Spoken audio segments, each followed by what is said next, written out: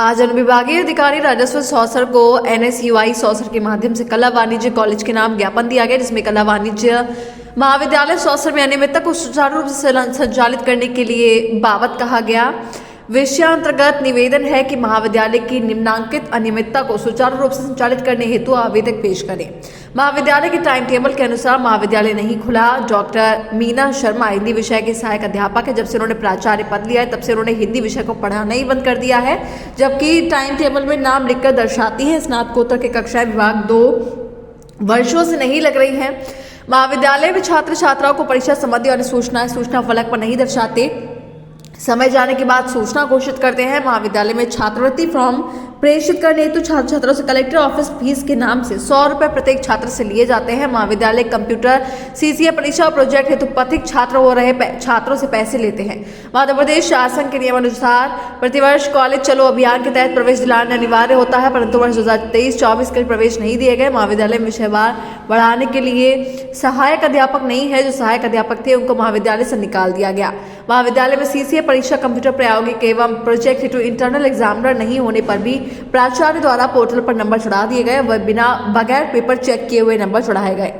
आज अनुविभागीय अधिकारी राजस्व सौसर को विधानसभा NSUI सौसर ने ज्ञापन दिया, जिसमें NSUI विधानसभा अध्यक्ष जिम्मी टाक भवरे, सैयद जुबैर अली, प्रतीक बागड़े के साथ तमाम जन मौजूद थे। सौसर से धीरज सिंह चंदेल की रिपोर्ट। आज NSUI के द्वारा अर्धशासकीय कॉलेज कला वाणिज्य के खिलाफ ज्ञापन दिया गया। पिछले कई दिनों से वहाँ भ्रष्टाचारी चल रही है, मैडम तानाशाही रवैया अपना रही है और पिछले कई दिनों से वहाँ पर स्टाफ में जो काम कर रहे लोग उनको भी निकाल दिया गया है और वहाँ किसी भी प्रकार के लोगों को रखा जा रहा है जिनको अनुभव नहीं है। 17-17, 18-18 साल वाले लोगों को वहाँ से निकाला जा रहा है। ट्रेड नहीं लग रहे हैं, बच्चा पढ़ाई नहीं कर पा रहा है, तो बच्चा गांव दराज से आता है अपनी व्यवस्था से, उसकी व्यवस्था भी बरोबर नहीं हो रही है। वहाँ पे कॉलेज में बच्चे भी नहीं आ रहे हैं और मैडम कुछ ध्यान नहीं दे रही है। मैडम सिर्फ एक पीरियड भी नहीं ले पा रही है वहाँ पर और बच्चे पूरे परेशान हैं उनसे।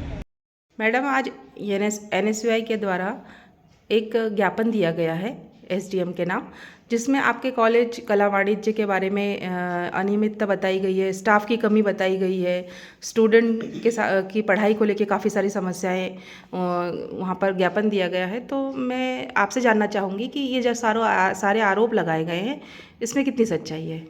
ये सब निराधार है। स्टाफ की कमी हमारे यहाँ कभी नहीं रही है। जब हमारे यहाँ बच्चों के एग्ज़ाम से पहले जब क्लास लगते रहे हैं तो पूरा स्टाफ अवेलेबल रहा है और जैसे ही अभी क्लास स्टार्ट हुए हैं उनके एग्ज़ाम ख़त्म होने के बाद हमारे पास अभी वर्तमान में पूरा स्टाफ अवेलेबल है। सारी क्लासेस लग रही हैं, समय पे महाविद्यालय भी खुल रहा है जो हमने टाइम टेबल में दिया हुआ है और उसी के मुताबिक सारी क्लासेस भी लग रही हैं। सबकी पढ़ाई हो रही है, जितने भी बच्चे आ रहे हैं, जिस क्लास के आ रहे हैं, कंटिन्यूशन में हमारे यहाँ क्लास लग रहे हैं। और एक आरोप है कि हिंदी आप टाइम टेबल में लिखा हुआ है कि आप हिंदी पढ़ाएंगी और उनका आरोप है कि आप क्लास नहीं लेती हैं, नहीं पढ़ाती हैं। नहीं, मैं बराबर क्लास लेती हूँ, लेकिन कभी ऐसा होता है कि कोई लेटर आ जाता है, जानकारी तत्काल में भेजना पड़ती है, तो उस समय फिर हमारे पास हिंदी के 2 से 3 प्राध्यापक हैं। तो चूँकि मुझे यदि कोई जानकारी बना करके तत्काल में भेजनी है तो फिर मैं दूसरे लोगों को लगा देती हूँ, उस समय फिर वो क्लास इंगेज कर लेते हैं। बाकी जब भी मैं फ्री रहती हूँ तो मैं पढ़ाती हूँ बच्चों को जा कर के, और मेरा क्लास ना भी रहे तो भी जा कर के मैं बच्चों के बीच में बैठती हूँ, उनका क्लास भी लेती हूँ।